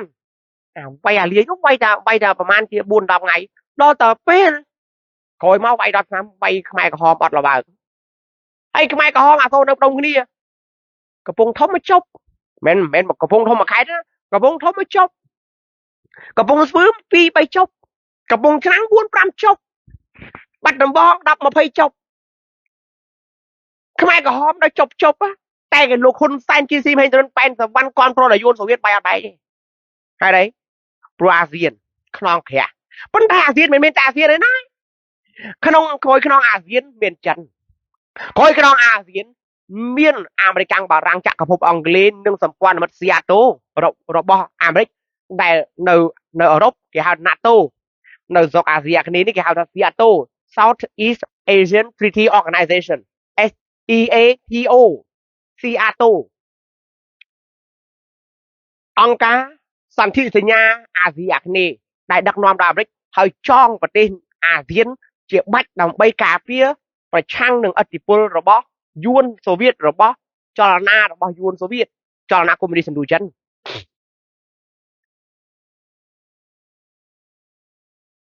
ហើយប្រទេសណាទៀតក្រៅពីសិង្ហបុរីដែលខ្លាចដែលកិច្ចព្រមព្រៀងប៉ារីសទោះបីយើងមិនខំប្រឹងធ្វើមិនខំប្រឹងហៅក៏គេមកដែរគឺប្រទេសជប៉ុនប្រទេសអូស្ត្រាលីប្រទេសបារាំងប្រទេសអាល្លឺម៉ង់ប្រទេសកាណាដាប្រទេសទាំងអស់នេះគឺជាប្រទេសដែលកំពុងជ្រោមជ្រែងខ្លាចចំនួននៅសមុទ្រចិនខាងត្បូងនិងចំនួនសមុទ្រចិនខាងកើតមានបញ្ហាកើតឡើងធ្ងន់ធ្ងរឥឡូវនេះសមុទ្រចិនខាងត្បូងបើទោះបីជាសង្គ្រាមកំពុងតែក្ដុកក្ដាំងនៅឯអឺរ៉ុបខាងកើតរវាងរុស្ស៊ីជាមួយអ៊ុយក្រែនក៏ប៉ុន្តែកម្ដៅឆេះឈួលនៅអឺរ៉ុបនៅសំទោសនៅអាស៊ីអាគ្នេយ៍ជាពិសេសចំនួនសមុទ្រចិនខាងត្បូងរវាងចិនជាមួយយួនចិនជាមួយហ្វីលីពីនចិនជាមួយនឹងឥណ្ឌូនេស៊ីចិនជាមួយនឹងប្រ៊ុយណេចិនជាមួយម៉ាឡេកំពុងតែកម្ដៅក្រៅទៅប្រជុំអាស៊ាននេះក្ដៅណាស់ខែ11នេះគេប្រជុំអាស៊ានសាមីតនៅស្រុកខ្មែរចាំមើលក្ដៅប៉ុណ្ណាក្ដៅណាស់ហើយយើងកំពុងតែនិយាយរឿងអាស៊ីអាគ្នេយ៍នៅក្នុងសមុទ្រចិនខាងត្បូងសមុទ្រចិនខាងកើតនោះកូរ៉េខាងជើងកូរ៉េខាងត្បូងជប៉ុនចិនជាមួយនៅរុស្ស៊ីកំពុងតែក្ដុងក្ដាំងរឿងកោះទៅទៀតនោះងាកមកភូមិមានេះវិញអាស៊ីអាគ្នេយ៍យើងនេះវិញនៅភូមិមានេះកំពុងតែមានការលូកដៃថាចិនមានការជួយជ្រោមជ្រែងដល់យោធាភូមិមាដើម្បីកាន់កាប់អំណាចចំណែកឯពួកអឺរ៉ុបពួកប្រទេសសេរីមួយចំនួនកំពុងគ្រប់គ្រង ចលនាអ្នកស្រីអង្គសានស៊ូជីដើម្បីបង្កើតនៅរដ្ឋាភិបាលស្រមោលនៅក្រៅប្រទេសដើម្បីធ្វើការងារគៀបសង្កត់វិស័យសេដ្ឋកិច្ចដល់រដ្ឋាភិបាលយោធាភូមិមិនឲ្យងើបរួចក្នុងរយៈពេល10ឆ្នាំរឿងរដ្ឋាភិបាលភូមិនេះមិនមែនស្អែករដ្ឋាភិបាលភូមិនឹងចុះចាញ់ទេចាំទៅរឿងនេះវាដូចនឹងសៀមឥឡូវអញ្ចឹងសៀមនេះកំពុងតែមានរឿងរកម្មរកុសយ៉ាងធ្ងន់ធ្ងរត្រង់ថារដ្ឋាភិបាលយោធាដែលធ្វើរដ្ឋប្រហារយីឡាក់ដែលធ្វើរដ្ឋប្រហារតាក់ស៊ីនស៊ីនវត្រានោះក៏ពួកគេកំពុងតែនៅក្តោបក្តាប់អំណាចទាំងមូលនៅឡើយដូច្នេះសង្គ្រាមនៅក្នុងតំបន់អាស៊ីអាគ្នេយ៍នេះប្រទេសដែលខ្លាចមួយចំនួននោះពួកគេនឹងកោះអញ្ជើញរួមកិច្ចព្រមព្រៀងប៉ារីជាពិសេសអាមេរិកខាងផងក៏ប៉ុន្តែស្ដាប់ណាព្រោះខ្ញុំនិយាយនេះសង្ឃឹមថាបងប្អូនតែហ៊ីពិចារណាមិនមែនស្ដាប់ហើយជឿទេសូចេប៉ូលីសំណួរធំព្រឹកនេះខ្ញុំចង់បញ្ជាក់ថាតើខំប្រឹងធ្វើតើភៀសរុនខំប្រឹងធ្វើហ្នឹងគិតតែហៅអង្គការសហប្រជាជាតិមកឲ្យអនុវត្តបានទេថាគេកំពុងអនុវត្តហើយតែគេមិនទាន់បានត្រូវប្លង់របស់វាអញ្ចឹងយើងជួយដើម្បីឲ្យអង្គការសហជាតិអ្នកឯងមិនអាចដើរប្រឆាចបកិច្ចព្រមព្រៀងប៉ារីហើយធ្វើកុំធ្វើចុងដៃចុងជើងព្រោះអ្នកជ្រុលធ្វើហើយធ្វើឲ្យកក់អញ្ចឹងយើងជាម្ចាស់កិច្ចព្រមព្រៀងប៉ារីគឺពលរដ្ឋជាម្ចាស់កិច្ចព្រមព្រៀងប៉ារីយើងត្រូវឲ្យបុគ្គលិកអង្គការសហប្រជាជាតិអ្នកឯងត្រូវចាំឲ្យច្បាស់យើងជាពលរដ្ឋដឹងហើយអ្នកឯងកុំរត់ទៀតអ្នកឯងកុំធ្វើបន្លំខ្ញុំដឹងថាខ្ញុំជាម្ចាស់ផ្ទះខ្ញុំត្រូវមានរសប្រមាណដើមបុកគ្រឹះប្រមាណជាងធ្វើពីអីដបូលធ្វើពីអីអ្នកឯងភោយើងលេងបានហើយប្រាប់ឲ្យណាអង្គការសហប្រជាជាតិអ្នកឯងមកដល់ធ្វើតែដបូលឲ្យយើងនិយាយពីធ្នឹមនឹងការៀស៊ីមាត់និយាយពីរសនឹងពុកអស់លីអ្នកឯងព្រមជួសជុលខ្ញុំសោះអ្នកឯងនៅតែធ្វើតែដបូលរហូតអ្នកឯងនេះឲ្យតែព្រោះអញ្ចឹងគេឲ្យយើងនិយាយរឿងអីគេប្រជាធិបតេយ្យហើយចាប់ប្រជាធិបតេយ្យមិនបើនេះជារដ្ឋអ្នកឯងជួយការពារយើងផងអ្នកឯងនិយាយប្រជាធិបតេយ្យរហូតខ្ញុំអរគុណហើយអ្នកឯងយករឿងប្រជាធិបតេយ្យនឹងពួកខ្ញុំក៏ចង់បានដែរអាសិទ្ធិមនុស្សប្រជាធិបតេយ្យនឹងចង់បានណាប៉ុន្តែអ្នកឯងអត់ជួយការពារនីតិរដ្ឋយើងទេហើយតែអត់មាននីតិរដ្ឋមានប្រជាធិបតេយ្យមកពីណាលោកអត់មាននីតិរដ្ឋអំពើពុករលួយកើតពេញប្រទេសអត់មាននីតិរដ្ឋអំពើអយុត្តិធម៌កើតឡើងពេញប្រទេសអត់មាននីតិរដ្ឋអំពើនីតិរដ្ឋភាពមន្ត្រីមេដឹកនាំអ្នកមានធ្វើខុសអត់ដែលចាប់ដាក់គុកដាក់ច្បាប់ទេអ្នកឯងមិនជួយយើងផងអ្នកឯងមិនជួយធ្វើអីកាលហ្នឹងកាតព្វកិច្ចរបស់អង្គការសហប្រជាជាតិដើម្បីជួយពង្រឹងវាតើឃើញទេហើយចាំពង្រឹងនីតិរដ្ឋតែតើរងថ្ងៃហ្នឹងគេអង្គការសហជាតិនឹងជួយបង្រៀនចៅក្រមមេធាវីកលាមជីព្រះញ្ញាគឺខំប្រឹងជួយជួមជែងប្រព័ន្ធតុលាការស្រុកខ្មែរខ្លាំងស្អីខ្លួនឯងអត់ដឹងទេអីកែរៀនដូចបានខ្ពស់គ្រាន់បានដែរដឹងរឿងហ្នឹងដែរសោះថាខ្ញុំដឹងតែអ្នកយល់ច្រឡំហើយថាប្រជាធិបតេយ្យនៅកម្ពុជាគឺ top down គឺពីលើចុះក្រោមលទ្ធិប្រជាធិបតេយ្យនៅកម្ពុជាអ្នកឯងត្រូវបង្រៀនពលរដ្ឋបង្រៀនមន្ត្រីភូមិឃុំគឺមន្ត្រីដែលកំពុងតែអនុវត្តច្បាប់ផ្ទាល់ជាមួយនឹងពលរដ្ឋគឺពលរដ្ឋមន្ត្រីភូមិនិងមន្ត្រីឃុំសង្កាត់គឺត្រូវបង្រៀនពួកគាត់ឲ្យយល់អំពីដំណើរការនីតិរដ្ឋការពីនីតិរដ្ឋធ្វើជាពលរដ្ឋសកម្មធ្វើជាពលរដ្ឋនីតិរដ្ឋធ្វើជាពលរដ្ឋឯករាជ្យធ្វើជាពលរដ្ឋដែលធ្វើជាពលរដ្ឋឯកតនាមអាហ្នឹងដែលអ្នកត្រូវបង្រៀនអ្នកអត់ដែលបង្រៀនយើងអំពីកិច្ចព្រមព្រៀងប៉ារីយើងអ្នកក៏មិនដែលបង្រៀនពួកយើងអំពីរដ្ឋធម្មនុញ្ញអ្នកមិនដែលបង្រៀនឲ្យយើងអំពីកតិកាសញ្ញាអន្តរជាតិអីធ្វើនយោបាយខ្ញុំឃើញដែរអ្នកបង្ហោះក្នុង website របស់អ្នកហើយឲ្យពួកខ្ញុំទៅអានថាម៉េចពួកខ្ញុំរៀនកខកខងអ្នកឲ្យខ្ញុំទៅអានអត្ថបទរបស់បណ្ឌិតអ្នកប្រាជ្ញងាប់បាត់ហើយកអាកែអានខ្ញុំអានមិនទាន់ត្រូវផងអ្នកឯងឲ្យខ្ញុំទៅអីគេសេចក្តីថ្លែងការណ៍ស្អីពីការស្ដារនិងការកសាងកម្ពុជាឡើងវិញអ្នកឯងឲ្យខ្ញុំទៅអញ្ចឹងឲ្យអាពាក្យហ្នឹងវាកប់នៃទៅទៀតវាមិនមែនសេចក្តីថ្លែងការណ៍ស្អីពីការស្ដារនិងការកសាងកម្ពុជាឡើងវិញធម្មតាឯណាអាហ្នឹងវាមិនចេះវត្តសាស្ត្រវត្តដឹងថាហ្នឹងសេចក្តីថ្លែងការណ៍ហ្នឹងស្ដែងការស្អីនរណាគេអ្នកថ្លែងការណ៍ផងហើយចោះការស្ដារប្រទេសកម្ពុជាឡើងវិញហ្នឹងស្ដារស្អីគេវ៉ាហេតុអីបានជាអ្នកហ្នឹងមកចុះហត្ថលេខាមកត្រាវហ៎មែនទេសាវាចាជនរួមវាសាអញ្ចឹងរឿងចម្លើយទី2ថាខំប្រឹងធ្វើហ្នឹងតើអង្គការសហជាតិមកទេថាគេមកហើយចុះភាគីអត់លេខឲ្យមកទេថាពួកគេយើងមិនហៅក៏គេមកដែរប៉ុន្តែយើងខំប្រឹងរៀនដើម្បីឲ្យគេមកហើយឲ្យគេធ្វើតាមកិច្ចព្រមព្រៀងប៉ារីកុំឲ្យគេធ្វើច្បោលគេធ្វើសុំកលុំគេធ្វើឲ្យរួចទៅពីដៃអញអាមេរិកអញផ្ដល់ជំនួយបោះឆ្នោតឲ្យឃើញទេ NDI របស់អញហើយនឹង USAID អញផ្ដល់ជំនួយស្ដារនិងកសាងកម្ពុជាឡើងវិញបឹបអរគុណហើយខ្ញុំឃើញតើប៉ុន្តែប្រយ័ត្នណាប្រយ័ត្នខ្លួនឯងណាយើងចាញ់មកគេណាបងតារាច័ន្ទបងដាលីនជនរួមភាសាពេលដែលនិយាយអំពីក្បួននៃការដែលយើងក៏ហៅឲ្យហត្ថលេខីមកអនុវត្តកិច្ចព្រមព្រៀងប៉ារីគឺយើងត្រូវចេះអត់ដូចកាល91 93ហត្ថលេខីក៏មកអង្គការសហប្រជាជាតិក៏មកប៉ុន្តែយើងអត់ដឹងគេអនុវត្តច្បោលសុំកលុំទោះបីក្រុមលោកខៀវសំផនដកចេញពីទៅហើយនៅតែអនុវត្តទៀតនៅតែធ្វើទៀតហើយបើធ្វើក៏ធ្វើចោះប៉ុន្តែធ្វើតាមកិច្ចព្រមព្រៀងប៉ារីអត់ទេទៅធ្វើតាមអារឿងផ្សេងកិច្ចព្រមព្រៀងឯណាផ្សេងទៅទៀត អត់ធ្វើតាមកិច្ចព្រមព្រៀងប៉ារីសឯណាវាត្រូវហើយនៅតែយកគោលការណ៍កិច្ចព្រមព្រៀងប៉ារីសមួយចំនួនយកដាក់បញ្ចូលក៏ពិតមែនប៉ុន្តែអ្នកគឺបន្លំពួកយើងធ្វើឲ្យរួចទៅពីដៃអ្នកឯងរត់ចោលយើងអស់លីងដូច្នេះលើកនេះអ្នកឯងមិនអាចរត់ចោលយើងបានអញ្ចឹងជំនួសភាសាខំប្រឹងធ្វើនេះពួកយើងបានដឹងថាហត្ថលេខីមួយចំនួនគេកំពុងតែកម្រើកហើយនៅឡើយពួកយើងតើឲ្យគេធ្វើអីអាហ្នឹងគឺជារឿងដែលយើងត្រូវធ្វើចុងក្រោយចាស់មានរឿងច្រើនទៅបញ្យលណាអូនធូនធូរ៉ៃប៉ុន្តែរឿងទី3តើខំប្រឹងធ្វើហ្នឹងយល់ថាវាជារឿងដែលអាចជួយជាតិកើតមែនណាថាបាទអ្នកមើលយុទ្ធសាស្ត្រសង្គ្រាមខ្មែរទៅបងជឿនឃីមតាំងពីសម័យលោកតាសឿនគុយតាំងពីសម័យលោកតាឃ្លាំងមឿងមកការធ្វើសង្គ្រាមរបស់យើងគឺយើងមិនអាចឈ្នះគេទេអាចចាញ់ហើយនឹងស្មើអាចចាញ់នឹងស្មើកាលដែលយើងនៅជាអាណាចក្រអង្គរអាហ្នឹងយើងអាចឈ្នះហើយនឹងស្មើឈ្នះហើយនឹងស្មើកម្រចាញ់ណាហើយចាញ់ក៏ចាញ់មកផ្លេតដែរនឹងមកវិញ3ឈ្នះវិញបងទូចប៊ុននីន33លានណាការរៀនអត់ខ្ញុំអត់យល់បងចង់និយាយការរៀនរឿងអីទេជនរួមភាសាទៅនៅពេលដែលយើងជជែកគ្នាអំពីក្បួនពួកយើងបានយល់ថាយុទ្ធសាស្ត្រនៃការការពារទឹកដីក្រៅអំពីច្បាប់ពួកយើងគ្មានអ្វីដែលការពារទឹកដីបានប្រសើរជាងច្បាប់ឧទាហរណ៍រឿងកម្ពុជាក្រោមច្បាប់អីដែលយើងការពារកម្ពុជាក្រោមគឺច្បាប់សិលសមាធិបញ្ញាគឺច្បាប់ព្រះពុទ្ធសាសនាកន្លែងណាមានវត្តកន្លែងហ្នឹងគឺទឹកដីកម្ពុជាក្រោមនៅទាំងអស់មានអ្នកខ្លះថាកម្ពុជាក្រោមបាត់ហើយអ្នកទៅមើលវត្តនៅលើដីកម្ពុជាក្រោមអ្នកទៅមើលផ្ទះអ្នកភូមិមើលទៅមើលភូមិខ្មែរមើលភូមិស្រែចម្ការមើលស្រែចម្ការភូមិរបស់កម្ពុជាក្រោមគោលរដ្ឋាភិបាលគឺគេគ្រប់គ្រងគឺយើងនៅក្រោមអាណានិគមយួនប៉ុន្តែយើងកុំជេរបន្តិចផ្ដាសាអ្នកជេរបន្តិចផ្ដាសាគឺអ្នកដាក់បូខ្មៅនិងបូសដាក់បណ្ដាសាថាកម្ពុជាក្រោមបាត់ហើយកម្ពុជាក្រោមបាត់ហើយលឺទេប្រិចតើដាក់ដឹងចោះអី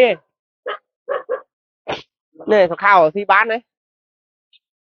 ដាក់ម្ដងបានប្រហែលញ៉ាំម្ដងបានប្រហែលមិនអីទេដាក់បានហើយទៅដល់ណាបងដើរអូរោងនោះផ្លូវខូចអស់ហើយចាំមើលខែប្រាំងឲ្យបងរារុញកាច់ទៅសិនបាទដកកើតត្រូវហើយដកហើយដកប៉ុណ្ណឹងបានទេអូចាក់សោកាច់ទៅមួយកង់ទៀតណាបាទបងឈៀងរំកាលមុនខ្ញុំហៅអន្តរជាតិតែពេលនេះជាអន្តរជាតិតែពេលខ្ញុំអត់យល់ទេខ្ញុំស្រេះត្រឹមប៉ុណ្្នឹងចោះបងប្អូនជំនុំភាសាហេតុអ្វីបានជាពួកយើងយកកិច្ចព្រមព្រៀងប៉ារីសមកការពារជាតិពីពួកយើងយល់ថាមានតែច្បាប់ទេច្បាប់ពុទ្ធចក្រគឺសិលសមាធិបញ្ញាការមិនវិនិច្ឆ័យច្បាប់អាណាចក្រគឺកិច្ចព្រមព្រៀងសន្តិភាពទីក្រុងប៉ារីសនេះគឺខ្មែរដូចជាដុសស្លាបពីរអញ្ចឹងស្លាបមួយខាងគឺពុទ្ធចក្រស្លាបមួយខាងគឺអាណាចក្រពីព្រោះយើងចេះច្បាប់មិនអាចការពារជាតិបានទេចេះតែច្បាប់អត់អាចការពារជាតិបានទេហេតុអីមិនខ្វះអីអ្នកចេះច្បាប់ដែលគេបាញ់ចោលគេយកទៅដាក់គុកដាក់ច្បាប់ដោយសារតែមាត់ដោយសារតែភាពអសិលធម៌អសិល5ដោយសារតែភាពអបញ្ញានិយាយទាំងកំហឹងនិយាយទាំងការឈឺចាប់និយាយទាំងការគុំគួននិយាយដោយមានមនុស្សដែលមានគំនិតមួយភាសាដែលខ្ញុំឮសូរគេនិយាយថាជាតិនិយមជ្រុលនៅពេលណាដែលយើងអត់បើកចិត្តឲ្យទលាយទេយើងចាញ់បោកគេទេស្រឡាញ់ជាតិជារឿងល្អណាប៉ុន្តែនៅពេលណាដែលយើងប្រើវោហារស័ព្ទដែលធ្វើឲ្យបាត់សិល5កាយវាចាចិត្តយើងបាត់សិល5មិនមែនយើងស្រឡាញ់ជាតិខុសឯងយើងទៅឈរតាមព្រំដែនយើងចង់ការពារទឹកដីប៉ុន្តែយើងជាបញ្ចោយួនយើងជាបញ្ចោហ៊ុនសែនដាក់លោមើលទៅបាត់ញុះញង់ឃើញទេចុះបើយើងគ្រប់គ្រងចិត្តកំខឹងមួមកក្រៅហើយកុំជាបញ្ចោយើងបែរទៅជាប្រមូលគ្នាប្រមូលផាសតាមឥឡូវអាថ្ម3ដុំហ្នឹងបងសើមផ្កាព្រៃចុះទៅមើលតើថ្ម3ដុំហ្នឹងឥឡូវនៅឯណាភូមិថ្ម3ដុំហ្នឹងសួរអ្នកម៉ូតូដប់សួរអីទៅកន្លែងកាស៊ីណូហ្នឹងគេធ្វើឲ្យខ្លះហើយចងក្រងឯកសារពីឥឡូវទុកអនាគតថាពេលដែលយើងប្តឹងទៅតារាការយើងមានផុសតាំងថាអាហ្នឹងយួនបានរំកិលមកហួសថ្ម3ដុំហើយនៅបាក់ណាមយើងទៅក្នុងចំណោម200គ្រួសារមានគ្រួសារខ្មែរតែ5គ្រួសារទេហើយ5គ្រួសារនោះមានតែ1គ្រួសារគត់ដែលប្តីប្រពន្ធជាខ្មែរ4គ្រួសារទៀតគឺប្តីជាខ្មែរប្រពន្ធជាយួនបោះឆ្នោតនៅបាក់ណាមវត្តបាក់ណាមនៅកោះធំនៅជ័យធំបោះឆ្នោតគឺយួនបោះឆ្នោតទាំងអស់ហើយឈ្មោះសុកសៅតាវ៉ៅទីទុយឈ្មោះខ្មែរទាំងអស់ប៉ុន្តែពួកខ្ញុំដើរហើយអត់មាននរណានិយាយខ្មែរទេនិយាយអញ្ចឹងមិនមែនបានថា dương tàu rơ ao chôn chiết yuan mà nói nơi bạn nam thà thì của dương tàu tại squad cá bật chả đây thật đây đây chơi thống vọt bạn nam cứ chia vọt khmai thật đầy khmai hay clear tiệt nơi khang khối vọt cứ yuanกับวงดำพูดดำthật ai vừa phò vô tầng o ban này thật đây nó đầy vọt mến tại yuan vừa tầng o khi một tia ho thì ở chân luôn về xa chưa nơi nơi nâng from đen nơi cho khối cha lục ta hình sầm rần cuộc sống tới hay phụ dương châu ly cha lục ta hình sầm rần còn là cha lục ta hình sầm rần ở bên mình nơi thì tần đây còn cái bao phía ở dương tranh châu ly mà ôn khơi từ đó khơi cha lục ta hình sầm rần ai châu tới và miên cam mà con nó bực chỉ nè thay xuân thấy nó xung xung quát là xung châu ly cha lục ta hình sầm rần hay thọt đây bàn lục ta hình sầm rần chặt ló nè còn nơi đi cha nừng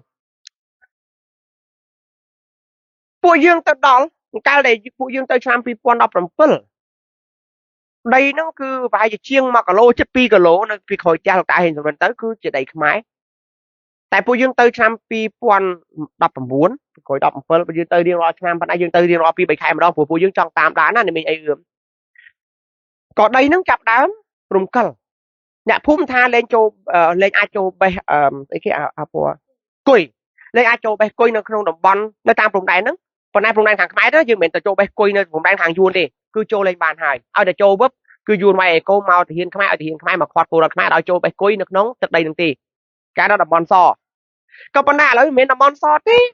cứ vuông man kịch và lái khuya là rùng buông khỏi cha lục tai hình rùng đến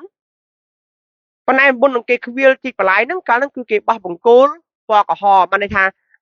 cố lúc mà phân cái cỏ đây đi ở thông đi ai thông chừng nâng tích với khi mưa vì chừng ngay khi mình ban từ toa lấy từ kia bây giờ buồn đọc mai đến nữa mình ban thọt thì mũi đi thọt vì chừng ngay chục đây sắp té trong phi quan mà phải trong phi quan đọc muốn ní muốn là miền tu covid ní cứ cái ban kịch và lại tăng cái đăng ký tăng Việt Nam máu thế vẫn đấy đo khỏi cha cái thì mình nó chỉ không hai không đam phi quan đọc buồn ai tung hai phần môi khai phi quan đọc buồn là ai hay bạn phục trong vẽ nhầm xù nè phúng tới thắng ở đây là thầm lại tới thằng nó yuan thằng này mày con này đừng hồi cha tay rồi hài không trong mình chẹn che thế tha phê đầy dương chỉ pui ở bầu mũi trong cà phê chiết tới mưa cà phê mà ca na chôn luôn với sao tao lanh chiết nơi tập đi hàng trống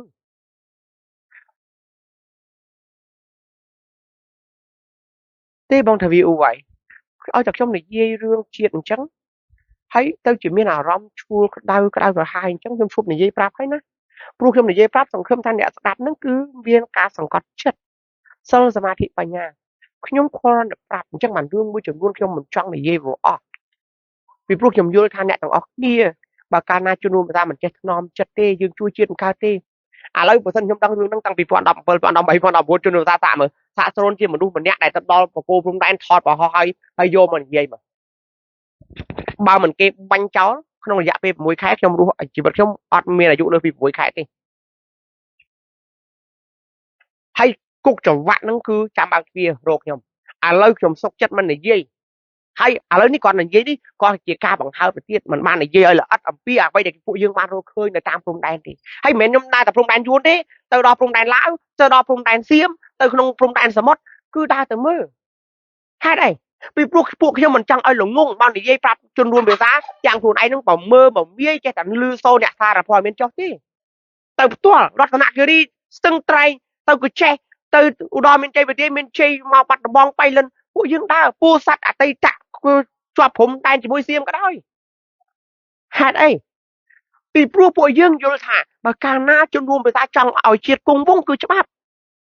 ព្រោះពួកយើងបានដឹងហើយថារបៀបដែលពួកគេធ្វើតាមព្រំដែនគឺសម្របមួយច្បាប់គឺសម្របមួយច្បាប់ពួកគេមិនបានលើកទ័ពអ្វីទេតែគេធ្វើវិធីសាស្ត្រសម្របច្បាប់អញ្ចឹងយើងមានតែយកច្បាប់ទេទើបអាចបន្សាបច្បាប់បានយើងមានតែយកតុលាការទេទើបអាចបន្សាបការសម្របច្បាប់បានតែគេលើកទ័ពយើងវាយវិញប៉ុន្តែបើគេលើកទ័ពយើងមិនត្រឹមតែវាយទេយើងប្តឹងទៀតពួកយើងឈ្នះទាំងសងខាងគេលើកទ័ពមកវាយគេមកប្លន់ផ្ទះយើងវាយអានឹងគឺជាសិទ្ធិការពារខ្លួនប៉ុន្តែយើងតែប្តឹងតុលាការមិនមែនកាន់ជើងយើងទេតុលាការនឹងការពារយុត្តិធម៌ស្លេះប៉ុណ្ណឹងចុះខ្ញុំទុកជីវិតរបស់ខ្ញុំមិននិយាយតាំងពី2017ពីព្រោះពួកខ្ញុំយល់ថា មានតែយកពេលវេលាមកនិយាយច្បាប់ទេឥឡូវគិតមើល2017រហូតដល់2022នេះបើពួកខ្ញុំមិនចេះថ្នមចិត្តពួកខ្ញុំឃើញអីសរសេរហ្នឹងឃើញអីសរសេរហ្នឹងថតបង្ហោះរឿងហ្នឹងជីវិតរបស់ខ្ញុំមិនអាចនៅដល់ឥឡូវទេហើយខ្ញុំមិនយល់ហើយយើងក៏មិនជឿថាជនរួមភាសាឥឡូវនេះស្គាល់ពួកខ្ញុំមិនមែនស្គាល់សោភានឹងស្រូនទេគឺជនរួមភាសាស្គាល់ជាតិជនរួមភាសាស្គាល់សិលសមាធិបញ្ញាភ្លក់ហើយឆ្ងាញ់ទៀតជនរួមភាសាស្គាល់ច្បាប់ភ្លក់ហើយឆ្ងាញ់ទៀតមិនមែនភ្លក់រសជាតិនៃមុខស្រូនអូជួញអស់សុខាឃើញលៀបលេព្រឹកមិញចាំឲ្យបងខ្លះមើលមិនទាន់តែញឹមផងជួញមើលនេះក៏ដាក់ដៃទៅលើមើលឡើងធក់ហើយឆ្ងល់ល្បិចក៏មុខសុខាអាលងអត់ដែរដឹងតាមពិតគេមានលេរបស់គេចុះឆ្ងល់ថាមនុស្សនេះអាយុនឹងក្រែដែរប៉ុន្តែមៀតមិនព្រមធំទេនៅជាកុមារាអត់ទេខ្ញុំអញ្ចឹងសុភានៅក្រំបើទេសុភានៅញឹមហើយនៅភ្លីតែមួយខ្ញុំឲ្យតែញឹមមិនទាន់ថាញឹមផងគាត់ធ្វើមុខអញ្ចេះឃើញឡងខ្ញុកមុខtôi có thì toàn baoសុភាឥឡូវខ្ញុំប្រហែលនឹងចោះបងប្អូនជំនួសភាសាណាគិតថាកន្លះម៉ោងនោះល្មមសុភាឥឡូវយើងបន្តបេសកកម្មអំពីអង្គការសហជាតិនឹងរៀបចំជនភៀសខ្លួនដោយរបៀបណាថ្ងៃមុនមិនសិនមិញយើងនិយាយដល់ណាហើយដល់ចំណុចទីបានហើយអស់ហើយមិនលំអិតក៏បានប៉ុន្តែយើងចាប់ដើមនិយាយអំពីថាតើអង្គការសហជាតិអនុវត្តដំណាក់កាលរៀបចំជនភៀសខ្លួនហ្នឹងតើគេអនុវត្តនៅឧបសម្ព័ន្ធណាខ្លះហើយក្រោយដំណាក់កាលអង្គការសហជាតិនឹងអនុវត្តនៅចំណែកណាខ្លះទៀតជំនួសថាក្នុងរយៈពេលប្រហែលជា5ថ្ងៃចុងក្រោយហ្នឹងពួកខ្ញុំបានបញ្ជាក់ហើយថាហេតុអ្វីបានជាអង្គការសហជាតិត្រូវចូលរួមទទួលខុសត្រូវហើយត្រូវដឹកនាំការរៀបចំជនភៀសខ្លួនជួបផ្លាស់ប្ដូរទីកន្លែងសូមតាមឡើងវិញណាព្រោះវាជាការបញ្យល់បែបប្រវត្តិសាស្ត្រអញ្ចឹងស្ដាប់ដោយសុជិពលិបានហើយឥឡូវនេះពួកខ្ញុំនិយាយពីហើយចុះដំណាក់កាលអង្គការសហជាតិធ្វើអីដើម្បីរៀបចំជនភៀសខ្លួនឧបសម្ព័ន្ធណាខ្លះពួកយើងបានបង្ហើបការដើមដំបូងនៃការបកស្រាយដែរប៉ុន្តែឥឡូវនិយាយឡើងវិញដើម្បីឲ្យបងប្អូនហ្នឹងអាចយកទៅឆ្លុះបញ្ចាំងហើយចុះក្រោយដំណាក់កាលអន្តរកាលអញ្ជើញសុភាបងប្អូនជនរួមភាសានៅត្រង់ចំណុចហេតុអ្វីបានជាអង្គការសហប្រជាជាតិត្រូវចូលរួមនៅក្នុងការទទួលខុសត្រូវនិងរៀបចំជនភៀសខ្លួនជនផ្លាស់ប្ដូរទីកន្លែងកម្ពុជាខ្ញុំបញ្ជាក់ឲ្យជាចំណុចគោលខ្លះចោះបងប្អូនជនរួមភាសាណាដែលអត់បានស្ដាប់ប្រហែលជា 4-5 ថ្ងៃនេះហេតុផលទី1គឺដោយសារតែអង្គការសហប្រជាជាតិគឺបានចូលរួមឲ្យឧក្រិដ្ឋកម្មហ្នឹងគឺនៅបន្តកើតឡើងតាំងពីមិនទាន់មានជាសង្គ្រាមធ្ងន់ធ្ងរឲ្យទៅជាសង្គ្រាមធ្ងន់ធ្ងររហូតនឹងក្លាយទៅជាសង្គ្រាមលោកលើកទី3តែអង្គការសហប្រជាជាតិនៅតែបន្តឲ្យបកគលអាសនៈឲ្យខ្មែរក្រហមហេតុផលទី2គឺអង្គការសហប្រជាជាតិគ្រាន់តែជាជំរើសល្អបំផុតក្នុងចំណោមជំរើសអាក្រក់តែប៉ុណ្ណោះហេតុផលទី3គឺដោយសារតែអង្គការសហប្រជាជាតិ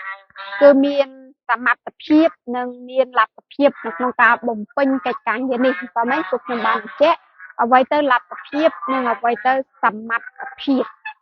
ចំណុចមួយទៀតហេតុអ្វីបានជាអង្គការសហប្រជាជាតិបងបណ្ណាកែវបងតារាច័ន្ទពិជ័យបងគឿបងថាសវណ្ណភូមិគឺដោយសារតែការទទួលបាននៅកុងសង្ស៊ីពីគ្រប់ហត្ថលេខីទាំងហត្ថលេខីកម្រិតពិភពលោកទាំងហត្ថលេខីជាសម័យប្រទេសនិងហត្ថលេខីកម្រិតកម្ពុជាដែលបានព្រមព្រៀងឲ្យអង្គការសហប្រជាជាតិគឺមានបុព្វសិទ្ធិនិងមានអភ័យឯកសិទ្ធិក្នុងការអនុវត្តអញ្ចឹងនេះគឺជាចំណុចសង្ខេបជូនបងប្អូនជនរួមភាសាបានជាចំណុចគោលចំណែកឯចំណុចមួយទៀតថាតើបើអង្គការសហប្រជាជាតិរៀបចំអនុវត្តនៅការរៀបចំជនភៀសខ្លួនជនផ្លាស់ប្ដូរទីកន្លែងកម្ពុជាគឺត្រូវអនុវត្តឧបសម្ព័ន្ធណាខ្លះនៅក្នុងដំណាក់កាលអន្តរកាលគឺការរៀបចំចូលរួមជំរុញការអនុវត្តឧបសម្ព័ន្ធទី2ព្រោះជាមូលដ្ឋានគ្រឹះនៃការបង្កើតនៅឯករាជ្យជាតិខ្មែរកាត់ផ្ដាច់នៅអធិពលបរទេសឈ្លានពានកាត់ផ្ដាច់អធិពលបរទេសបង្កើតជាសង្គ្រាមភូមិសាស្ត្រនយោបាយកាត់ផ្ដាច់អធិពលចលនាថ្នាក់តំបន់ឥណ្ឌូចិនតំបន់អាស៊ានជាដើមហើយនៅក្នុងការអនុវត្តឧបសម្ព័ន្ធទី2នេះក៏វាជាផល បើខំអនុវត្តអបសម្ព័ន្ធទី2ផលឲ្យកម្ពុជាគឺជាកម្ពុជាដែលមានស្ថិរភាពនយោបាយស្ថិរភាពសេដ្ឋកិច្ចស្ថិរភាពវប្បធម៌ពីព្រោះការរំសាយនៅកងកម្លាំងដែលភាគីខ្មែរមានទាំងអស់ចលនាក្បួននៃការដឹកនាំតាមបែបកុម្មុយនីសផ្ដាច់ការសហគ្រាសភូមិទទួលយកជំនួយយោធាពីបរទេសយួនពីបរទេសសូវៀតពីចិនពីអាមេរិកបែបណាគឺត្រូវតែរំសាយគឺកាត់ផ្ដាច់នៅជំនួយនិងកងទ័ពដែលភាគីខ្មែរមានត្រូវតែរំសាយទាំងអស់អញ្ចឹងការអនុវត្តអបសម្ព័ន្ធទី2នេះសរុបទៅគឺខ្មែរបានឯករាជ្យបានសន្តិសុខបានសន្តិភាពទើបអាចចូលរួមអនុវត្តអបសម្ព័ន្ធទី4ជាអបសម្ព័ន្ធនិយាយអំពីក្បួននៃការរៀបចំជនភៀសខ្លួនជនផ្លាស់ប្ដូរទីកន្លែងកម្ពុជាអបសម្ព័ន្ធទី4គឺមាន3ភាគសំខាន់ក្នុង3ភាគនោះមានភាគទី1និយាយអំពីសេចក្តីផ្ដើមក្នុងសេចក្តីផ្ដើមវាគឺជាគោលបំណងដែលចង់បានថាតើរៀបចំជនភៀសខ្លួនរៀបចំដើម្បីយ៉ាងម៉េចគឺរៀបចំដោយសុវត្ថិភាពរៀបចំមកវិញមកធ្វើជាម្ចាស់ប្រទេសរៀបចំមកវិញតាមនីតិវិធីសន្តិវិធីភាគទី2ភាគទី3ជាលក្ខខណ្ឌនិងដំណើរការនៃការរៀបចំថាតើរៀបចំជនភៀសខ្លួនដោយសុវត្ថិភាពមកនឹងនរណាជាអ្នករៀបចំតាមដំណើរការបែបណាខ្លះរៀបចំស្របតាមដំណើរការនីតិវិធីគឺរៀបចំដោយស្ថាប័នណាខ្លះគឺភាគទី2ភាគទី3គឺជាភាគដែលចូលរួមបញ្ជាក់នៃការរៀបចំដំណើរការនោះมันបានបញ្ជាក់លម្អិតជូនបងប្អូនជនរួមភាសាទេតែសូមបងប្អូនជួយអាននៅត្រង់អបសម្ព័ន្ធទី4ជាក្បួនជាក់លាក់នៃការរៀបចំជនភៀសខ្លួនជនផ្លាស់ប្ដូរទីកន្លែងកម្ពុជាហើយអបសម្ព័ន្ធទី4នេះបងប្អូនជនរួមភាសាវាគឺជាផុសតាងមួយដ៏ល្អដែលបញ្ជាក់ថាសង្គ្រាមដែលបានកើតឡើងនៅកម្ពុជាមិនមែនសង្គ្រាមស៊ីវិលទេសង្គ្រាមដែលកើតឡើងនៅកម្ពុជាជាចំនួនភូមិសាស្ត្រនយោបាយជាសង្គ្រាមឈ្លានពានជាសង្គ្រាមអក្រិតកម្មវានឹងវិវត្តទៅជាសង្គ្រាមលោកលើកទី3បើមិនព្រមបញ្ឈប់សង្គ្រាមនេះត្រឹមកម្ពុជាចឹងហើយអង្គការសហប្រជាជាតិត្រូវចូលរួមដឹកនាំរៀបចំការអនុវត្តរៀបចំជនភៀសខ្លួនជនផ្លាស់ប្ដូរទីកន្លែងកម្ពុជាមកវិញដោយសុវត្ថិភាពដោយនីតិវិធីដោយសន្តិវិធីដូច្នេះដំណាក់កាលអន្តរកាលគឺមាន2ចំណុចនេះគឺជាចំណុចគ្រឹះដែលត្រូវអនុវត្តដែលមានតួនាទីរបស់អង្គការសហប្រជាជាតិជនរួមភាសា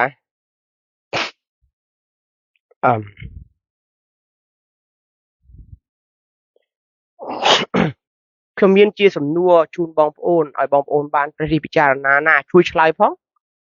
ព្រោះម៉ោងក៏មិនច្រើនដែរក៏ប៉ុន្តែបើបងប្អូនស្ដាប់ដោយការព្រះរាជពិចារណាគឺអាចជួយជ្រោមជ្រែងនៅក្នុងការឲ្យខ្លួនឯងក្លាយទៅជាប្រជាពលរដ្ឋខ្មែរដែលជាកោសិការរស់របស់សង្គមជាអង្គទីគារបស់ជាតិណាអង្គទីគារបស់ជាតិការពារជាតិណាបងចម្ពូកូនម៉ែសំណួរទី1ដើម្បីអាចរៀបចំជនភៀសខ្លួននិងជនផ្លាស់ប្ដូរទីកន្លែងរបស់កម្ពុជាបានទាំងជនភៀសខ្លួនខ្មែរកម្ពុជាក្រោមជនភៀសខ្លួនខ្មែរកណ្ដាលទាំងជនភៀសខ្លួនខ្មែរនៅឯប្រទេសសៀមទាំងជនផ្លាស់ប្ដូរទីកន្លែងទាំងជនជាតិដើមភាគតិចនិងជនជាតិភាគតិចទៀតសុទ្ធតែផ្លាស់ប្ដូរទីកន្លែងនិងភៀសខ្លួន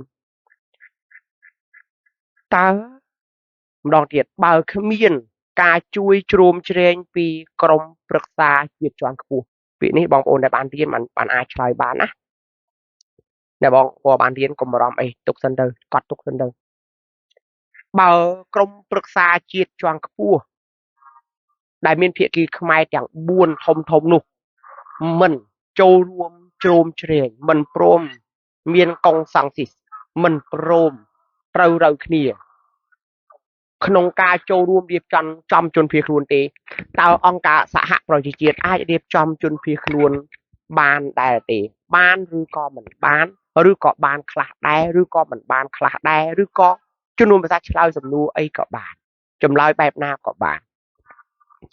បើគ្មានក្រមប្រឹក្សាជាតិជាន់ខ្ពស់ជួយអន្តរាគមន៍គឺសហការ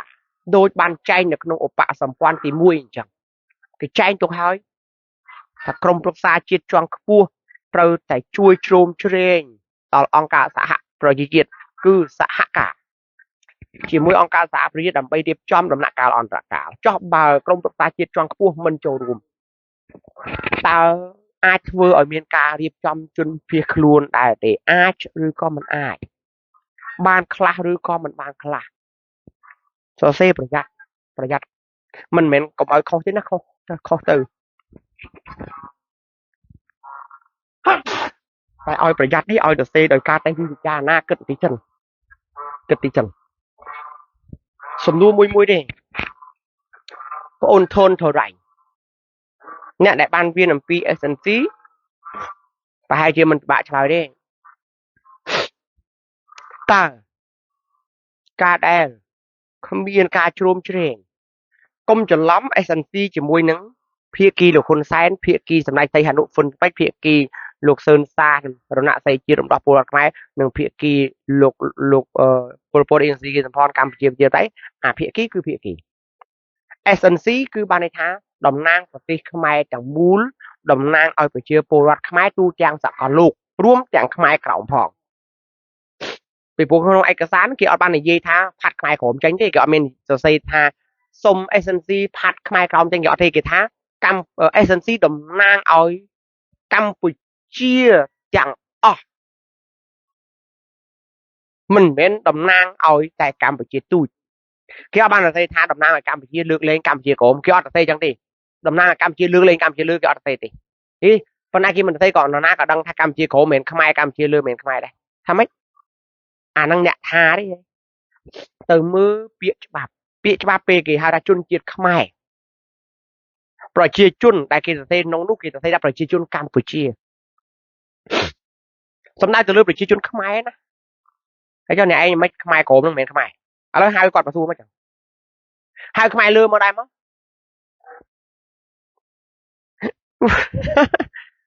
អ្នករៀនឲ្យយល់អំពីវិទ្យាសាស្ត្រការនិយាយវិទ្យាសាស្ត្រគឺនិយាយតាមច្បាប់ហើយច្បាប់គឺអត់ច្បោកច្បល់អត់សុំកលុំទេឥឡូវបើ SNC ណាបងប្អូនឆ្លើយហើយណាឆ្លើយហើយសំណួរទី2ជនរួមភាសាបើកាលណាភាគីខ្មែរឡើយខ្ញុំនិយាយភាគីណាភាគីខ្មែរភាគី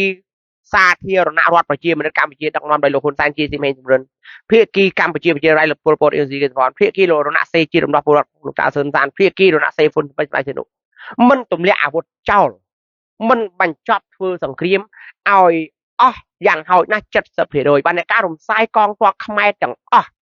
ការរំសាយនៅកងទ័ពខ្មែរទាំងអស់នៅទូទាំងដំណាក់កាលអន្តរកាលអត់អស់ 70% ទេតើការរៀបចំជនភៀសខ្លួននិងជនផ្លាស់ប្ដូរទីកន្លែងអាចទទួលយកបានតាមលក្ខខណ្ឌដែលគេថាឲ្យគោរពសិទ្ធិមនុស្សដែរទេគេសរសេរឲ្យថាដោយមានការត្រឡប់មកវិញដោយស្ម័គ្រចិត្តដោយសន្តិវិធីដោយនីតិវិធីដោយមានការគោរពសិទ្ធិមនុស្សឥឡូវក្រុមលោកពលពតអត់ព្រមចូលរួមក្នុងការរៀបចំការបោះឆ្នោតទេតើនរណាទៅរៀបចំពលរដ្ឋខ្មែរដែលជាជនភៀសខ្លួននិងជនផ្លាស់ប្ដូរទីកន្លែងដែលលោកពលពតគៀងទៅហើយចោះក្រុមលោកហ៊ុនសែនជាស៊ីមហេងសំរិនអត់ទម្លាក់អាវុធចុះដែរនរណាគេហ៊ានទៅឲ្យប្រជាពលរដ្ឋខ្មែររៀបចំប្រជាពលរដ្ឋខ្មែរឲ្យចូលមកវិញហើយទឹកដីលោកហ៊ុនសែនជាស៊ីមហេងសំរិនដឹកនាំគ្រប់គ្រងពេលនោះប្រហែលជា 80-90% នៃទឹកដីខ្មែរទាំងមូលនរណាគេហ៊ានទៅច្បាំងដើម្បីប្រមូលពលរដ្ឋខ្មែរដែលជាជនផ្លាស់ប្ដូរទីកន្លែងឬក៏យើងរៀបចំជនភៀសខ្លួនពីស្រុកព្រាមកប្រហែលជា 3-4 សែនអ្នកនោះចូលមកស្រុកខ្មែរទឹកដីភាគច្រើននៅក្រោមការគ្រប់គ្រងរបស់លោកហ៊ុនសែនជាទីមេជំរិនចោះបើគាត់មិនព្រមសួរថានរណាគេហ៊ានលើកពលរដ្ឋនឹងចូលស្រុកខ្មែរកើតបើកាលណាពលរដ្ឋនៅស្រុកសៀមប្រហែលជា 3-4 សែននោះគាត់ថាក្រុមលោកហ៊ុនសែនអត់ទម្លាក់អាវុធចុះទេខ្ញុំមិនទៅទេហើយអ្នកនៅតែទៅបង្ខំពលរដ្ឋខ្មែរនៅតែជាជនភៀសខ្លួននៅប្រទេសទី2ប្រទេសទី3ឲ្យត្រឡប់មកវិញតើទង្វើនោះជាសកម្មភាពដែលរំលោភសិទ្ធិពលរដ្ឋហើយប្រឆាំងកិច្ចព្រមព្រៀងប៉ារីសដែរអត់អូនណែមចិន្តាចាប់សំណួរឲ្យជាប់ណាតើបើកាលណាភាគីខ្មែរទាំងអស់ដែលបានព្រមព្រៀងក្នុងកិច្ចព្រមព្រៀងប៉ារីសថាទម្លាក់អាវុធចុះរំសាយកងទ័ពយ៉ាងហោចណាស់ឲ្យបាន 70% សិនទើបអាចរៀបចំជនភៀសខ្លួនត្រង់ទីធំសុភិតរាប់សួរសំណួរហ្នឹងបងឯក្រុមស្ត្រីអ្នកសួរទាំងពីរសួរថាម៉េចអ្វីទៅជាការរៀបចំជនភៀសខ្លួនត្រង់ទីធំ រៀបចំជនភៀសខ្លួនទ្រង់ទ្រាយធំបានន័យថាបន្ទាប់ពីការរំសាយកងទ័ពខ្មែរយ៉ាងហោចអស់ 70% ហើយមុននឹងការបោះឆ្នោតមកដល់ព្រោះការរំសាយប្រជាពលរដ្ឋសំទោសការរៀបចំជនភៀសខ្លួនទ្រង់ទ្រាយធំនោះគឺមកដើម្បីធ្វើជាម្ចាស់ជោគវាសនានយោបាយជាតិគឺមកបោះឆ្នោតហើយដើម្បីអាចឲ្យពួកគាត់មកបានដល់តែរំសាយកងទ័ពខ្មែរឲ្យបាន 70% សិនយ៉ាងហោចទៀតគេថាយ៉ាងហោចនៅសល់20-30% ទៀតទុកឲ្យរដ្ឋាភិបាលថ្មីដែលកើតក្រោយការបោះឆ្នោតរៀបចំទៅប៉ុន្តែយ៉ាងហោចណាស់មុននឹងមានការរៀបចំការបោះឆ្នោតត្រូវរំសាយកងទ័ពខ្មែរគ្រប់ភាគីទាំងអស់ឲ្យបាន 70%បងសូនរ៉ៃចាប់ដើមយល់បណ្ដាហើយណាថាការរៀបចំជនភៀសខ្លួននេះគឺត្រូវតែមានការទម្លាក់អាវុធចុះ3ជនរួមភាសាបើកងទ័ពយួនវ៉ាសែនអ្នកមិនព្រមដកចេញទេដកចេញតែអាវតែគិញមិញ CIKGB ជំនាញការបរទេសចិនអាមេរិកបារាំងបរទេសនានាអធិពលយោធាបរទេសពេញទឹកដីខ្មែរបានន័យថាកម្ពុជាមិនទាន់បានឯករាជ្យទេបើអត់ដកកងទ័ពបរទេសកម្ពុជាអត់ទាន់ឯករាជ្យទេបើអត់ទាន់ដកកងទ័ពបរទេសកម្ពុជាអត់ទាន់ឯករាជ្យទេបើប្រទេសខ្មែរអត់ទាន់ឯករាជ្យទេហើយរៀបចំជនភៀសខ្លួនជនផ្លាស់ប្ដូរទីកន្លែងមកស្រុកខ្មែរតើការរៀបចំជនភៀសខ្លួនជនផ្លាស់ប្ដូរទីកន្លែងរបស់អង្គការសហប្រជាជាតិនៅពេលនោះគឺត្រឹមត្រូវតាមការសម្រេចចិត្តតាមការ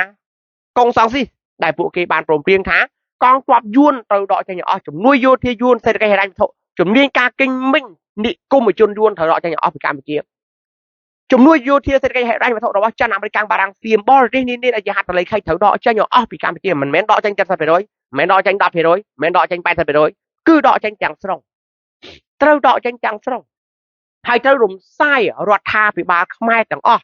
ដែលអះអាងថាខ្លួនជារដ្ឋាភិបាលស្របច្បាប់រដ្ឋាភិបាលដឹកនាំដោយលោកហ៊ុនសែនជីស៊ីមហេងសំរិនក៏ត្រូវរំសាយចោលរដ្ឋាភិបាលដឹកនាំដោយលោកតាសឿនសានសម្ដេចសីហនុលោកខៀវសំផនដែលត្រីភាគីក៏ត្រូវរំសាយចោលរដ្ឋាភិបាលត្រីភាគីហ្នឹងរដ្ឋាភិបាលនីមួយរបស់ត្រីភាគីក៏ត្រូវរំសាយចោលទាំងអស់និយាយរួមគឺរំសាយគ្រប់ភាគីខ្មែរទាំងអស់រំសាយនៅចលនានានាដែលយួនអាមេរិកបារាំងទៀមបរទេសដែលរៀបចំរំសាយកងទ័ពបរទេសជំនាញការជំនួយការនិគមជនបរទេសចេញពីកម្ពុជាអស់បើមិនធ្វើបែបនេះកម្ពុជាអត់ឯករាជ្យទេសំណួរសួរថាបើកម្ពុជាមិនទាន់ឯករាជ្យតើអាចរៀបចំជនភៀសខ្លួនជនផ្លាស់ប្ដូរទីកន្លែងឲ្យត្រូវស្តង់ដារកិច្ចព្រមព្រៀងប៉ារីសដែលបានសន្យាដែរទេខ្ញុំដឹងថាបងប្អូនខ្លះឆ្លើយមិនទាន់ព្រោះខ្ញុំជិតអស់ម៉ោងដែរចឹងខ្ញុំសូមបង្កើតជាសំណួរលឿនចឹងទៅឲ្យបងប្អូនយ៉ាងហោចណាស់យល់សំណួរថាការដែលកម្ពុជាមិនឯករាជ្យការរៀបចំជនភៀសខ្លួនជនផ្លាស់ប្ដូរទីកន្លែងអ្នកខ្លះណាបងប្អូនខ្លះនៅស្រុកកាណាដានៅស្រុកអាមេរិកនៅស្រុកបារាំងឥឡូវហ្នឹងអត់ទាន់ហ៊ានមកកម្ពុជាទេហើយបើមកវិញមករួចលាក់ពួកគេតាមសម្លាប់គេតាមរកហើយបងប្អូនខ្មែរខ្លះដែលជាជនភៀសខ្លួននៅឥឡូវនៅស្រុកខ្មែរហ្នឹងលាក់ឈ្មោះលាក់ត្រកូលលាក់ពូជហ្មងអត់ឲ្យនរណាដឹងទេថាគាត់គឺជាអតីតជានរណាអត់ឲ្យនរណាដឹងទេ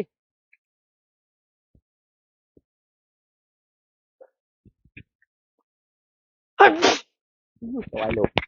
អាចចិត្តចោលខ្លួននេះឥឡូវចាំស្អែកចាំសួរបន្តទៀតចុះស្អែកសួរទៀតមិនអត់សួរទេឥឡូវសុភាជួយជូនដំណឹងដល់បងប្អូនថ្ងៃ6 ខែ 10នេះពួកយើងជួបមួយលោកឪពុនសែមថ្ងៃ16យើងជិះកង់នៅសៀមរាបហើយនៅថ្ងៃ23យើងជួបជាមួយនឹងក្រុមអង្គការសង្គមស៊ីវិល 1000 នាក់ជាងតាមពិតថ្ងៃទី16នេះក៏អង្គការសង្គមស៊ីវិលហៅពួកខ្ញុំទៅនិយាយរឿងអាស៊ានដែរនិយាយពីតំណែងអាស៊ានដែរប៉ុន្តែខ្ញុំអត់យើងអត់នៅទេថ្ងៃ6បងប្អូនជនវិសាពួកយើងមានកម្មវិធី3កម្មវិធីថ្ងៃ6 ខែតុលានៅខេត្តសៀមរាបនៅវត្តបូមានការជួបលោកឪប៉ិនសែមនៅម៉ោង3រហូតដល់ម៉ោង5បងប្អូនណាអាចអញ្ជើញចូលរួមបាន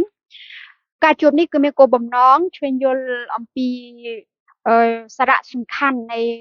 ព្រះពុទ្ធសាសនាចំពោះសង្គមខ្មែរហើយទី2នោះគឺមានគោលបំណងនៅក្នុងការចូលរួមអនុវត្តឬក៏ប្រតិបត្តិសិលសមាធិបញ្ញាការមិនវិនិច្ឆ័យហើយនឹងគោលបំណងទី3លោកឪពុនសែនគឺមានវ័យចាស់ណាស់ទៅហើយក៏ជាអ្នកប្រាជ្ញដែរយើងត្រូវតែស្គាល់និងធ្វើជាចំណែកនៃការបន្តផ្ដល់ឲ្យខ្លួនឯងនៅចំណេះដឹងនានានិងបន្តចូលរួមថែរក្សាការពារជាតិតាមដែលយើងអាចធ្វើទៅបានចឹងហើយឲ្យតែនៅសល់អ្នកប្រាជ្ញទាំងឡាយណាគឺពួកយើងត្រូវតែស្វាស្វែងទៅជួបពួកគាត់នឹងឯងអញ្ចឹងពួកលោកតាលោកឪពុនសែមទំនេរតែថ្ងៃ6 ខែតុលា ឆ្នាំ2022ហ្នឹងម៉ោង3ដល់ម៉ោង5នៅវត្តបូបងប្អូនសូមអញ្ជើញទៅចូលរួមពួកខ្ញុំអត់បានទៅទេព្រោះពួកខ្ញុំជាប់បេសកកម្មប្រជុំជាមួយនឹងអង្គការសហប្រជាជាតិនៅប្រទេសថៃនៅស្រុកថៃកម្មវិធីទី2គឺថ្ងៃ16ដុល្លារ2022កម្មវិធីជិះកង់កិច្ចព្រមព្រៀងសន្តិភាពទីក្រុងប៉ារីសក៏មិនត្រឹមតែជាកម្មវិធីជិះកង់ទេតែជាការចូលរួមរៀនប្រវត្តិសាស្ត្រខ្មែរភាពខ្លាំងរបស់ខ្មែរនិងការចូលរួមជួបបងប្អូនដែលជាអ្នកគ្រប់គ្រងកិច្ចព្រមព្រៀងសន្តិភាពទីក្រុងប៉ារីសកម្មវិធីទី3គឺថ្ងៃ23ដុល្លារ2022នៅក្រុងភ្នំពេញនៅទីលានប្រជាធិបតេយ្យមានការជួបជុំគ្នាប្រមាណជា1000នាក់កម្មវិធីកិច្ចព្រមព្រៀងសន្តិភាពទីក្រុងប៉ារីសនេះដោយអង្គការសង្គមស៊ីវិល20ស្ថាប័នជាងចូលរួមបង្កើតចឹងបងប្អូនសូមអញ្ជើញមកចូលរួមឲ្យបានច្រើនព្រោះមួយឆ្នាំពួកគេធ្វើតែម្ដងទេចឹងពួកយើងមកនេះគឺដើម្បីរកលេខទូរស័ព្ទទំនាក់ទំនងបណ្ដាញផ្សេងៗបណ្ដាញអង្គការសង្គមស៊ីវិលបណ្ដាញសារព័ត៌មានទូតនានាវាជាឱកាសដែលពួកយើងមកជួបពួកគេហើយអញ្ចឹងនៅថ្ងៃ23ដុល្លារ2022នៅទីលានប្រជាធិបតេយ្យបងប្អូនណាដែលអាចអញ្ជើញចូលរួមបានហ្នឹងសូមជួយបញ្ជាក់ផងឲ្យត្រូវការកន្លែងស្នាក់នៅពួកយើងអាចមានផ្ទះរបស់ពួកយើងនៅក្រុងភ្នំពេញហ្នឹងដើម្បីទទួលការស្នាក់នៅរបស់បងប្អូនជនរួមភាសាថ្លៃធ្វើដំណើរនេះគឺបងប្អូនជាអ្នកទទួលខុសត្រូវដោយខ្លួនឯង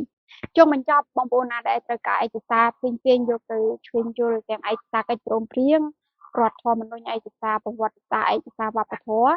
បងប្អូនដែលស្ដាប់ការផ្សាយនេះតាម Facebook ក្តី YouTube ក្តីចង់បានឯកសារទាំងអស់នេះ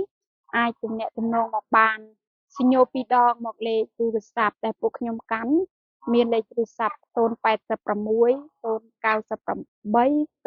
085លេខ23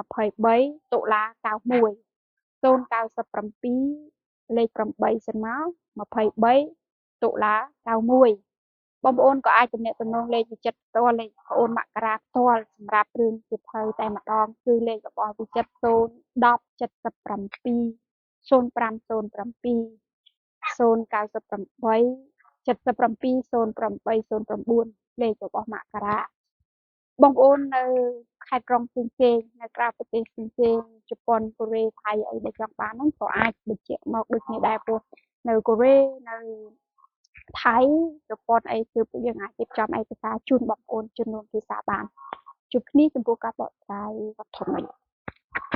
រដ្ឋធម្មនុញ្ញបកស្រាយនៅម៉ោង12កន្លះ1កន្លះខ្ញុំសូមបញ្ជាក់បន្តិចឲ្យបងប្អូនយល់ថាពួកយើងកំពុងតែធ្វើដំណើរមករកអង្គការសង្គមស៊ីវិលអ្នកសារព័ត៌មាននិងសន្ទូតហើយបងប្អូនប្រហែលជាមិនដែលបានដឹងថាពួកខ្ញុំក្រៅពីការផ្សាយឲ្យជនរួមភាសាបានសិក្សាឆ្វេងយល់ឲ្យយល់ពួកខ្ញុំបានបន្តដំណើរទៅមុខហើយមិនចាំទៀតទេ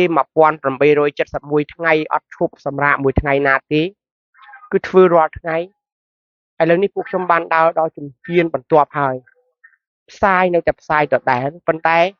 ឡូវនេះការផ្សាយរបស់ពួកខ្ញុំកំពុងតែដើរមករកអ្នកសារព័ត៌មានអង្គការសង្គមស៊ីវិលនិងស្ថានទូតហើយបន្ទាប់ពីឡើងរហូតដល់3000ថ្ងៃ